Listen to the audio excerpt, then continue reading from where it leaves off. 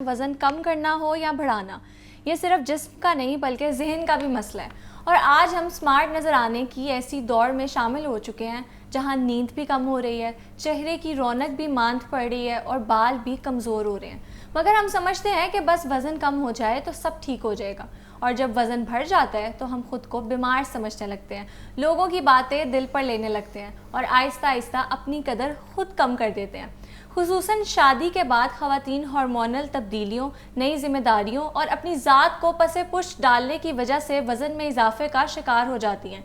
लेकिन सवाल यह है कि क्या सेहत सिर्फ दुबला होने का नाम है, और इसके अलावा वज़न बढ़ने या कम होने से हमारी नफ्सियात कैसे मुतासर होती है, इस पर भी बात करेंगे। मेरे साथ साइकोलॉजिस्ट मौजूद हैं डॉक्टर इरम, और साथ साथ तूबा इदरीस जो कि न्यूट्रिशनिस्ट है। रूह रमज़ान में आप दोनों को खुशामदीद। कैसे हैं? अल्लाह का शुक्र, ठीक।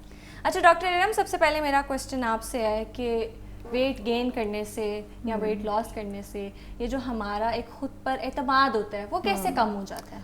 देखिए, वेट हमारी पर्सनैलिटी का एक पार्ट है। जैसे कि हमारा जो भी ओवरऑल लुक है उसके बारे में हमारी एक सेल्फ इस्टीम बनती है कि हम किस तरह के नज़र आते हैं, हम लोगों को कैसे नज़र आते हैं, उस एक ड्रेसिंग सेंस या जो भी हमारा एक आउटलुक है उस पर हमारा एक कॉन्फिडेंस लेवल इन्हिसार करता है। कुछ लोग इसको इतना ज़्यादा सर पे सवार कर लेते हैं कि उनके लिए सिर्फ लुक ही मैटर करता है, उनकी हेल्थ मैटर नहीं करती।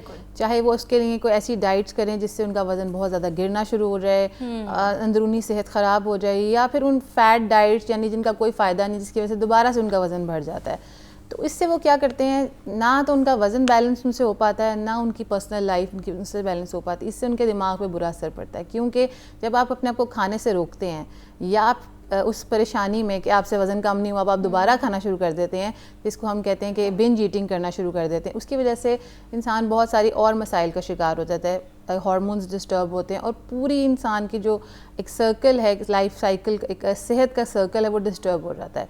तो इंसान का जो एजेंडा है वो हेल्दी फील करना होना चाहिए बजाय कि हेल्दी दिखने के, क्योंकि अगर आप हेल्दी फील करेंगे, अगर आप अपनी एक्टिविटीज़ अच्छी तरह परफॉर्म कर पा रहे हैं तो ही आप हेल्दी हैं। सिर्फ लोगों की खातिर पतला या मोटा होना या लोगों के सेटिस्फेक्शन के लिए पतला या मोटा होना, ये आपका एम नहीं होना चाहिए। और आजकल वैसे भी एक्सटर्नल वैलिडेशन के लिए लोग ट्राई करते हैं, या कुछ सोशल मीडिया पे देख लिया कि हम ऐसे दिखें। सोशल मीडिया तो हमारे लिए इस वक्त वबाले जान बना हुआ है, क्योंकि हर बंदा उसको देख के परफेक्ट बॉडी टाइप में जाना चाहता है। लेकिन परफेक्ट बॉडी टाइप कुछ भी नहीं होती। परफेक्ट बॉडी टाइप वो बॉडी टाइप है जिसमें आप कंफर्टेबल फील करते हैं, जिसमें आप कॉन्फिडेंट फील करते हैं। क्या आपकी कार्डियक एक्टिविटी अच्छी है, क्या आपकी हेल्थ अच्छी है, क्या आप रोज़मर्रा की एक्टिविटीज अच्छी परफॉर्म कर पा रहे हैं, क्या आप अपनी मर्जी का लिबास पहन पा रहे हैं। ये एक मेयार है कि अगर आप हेल्दी फील करते हैं तो आप हेल्दी हैं। अब जो जिन मॉडल्स को या जिन आइडियल्स को हम देखते हैं वो किस मेहनत से या किन प्रोसीजर्स के थ्रू, आजकल आपको पता है किस किस किस्म के प्रोसीजर्स आ गए हैं जो रातों रात किसी ना किसी को पतला दिखा देते हैं, लेकिन उसके फिर लेटर ऑन किडनीज पे, हार्ट पे बहुत बुरे असर आते हैं। तो इट्स बेटर कि आप हेल्दी डाइट और पोर्शन कंट्रोल करके अपने दिमाग को भी सुकून दें और अपने जहन को उस कैफियत में रखें जहां आप अपने पे कॉन्फिडेंट हो। अगर आप कॉन्फिडेंट हैं तो चाहे आपका वज़न 100 किलो भी है, अगर आप अपने पैरों पे एक्टिव हैं तो इसका मतलब आप सेहतमंद हैं।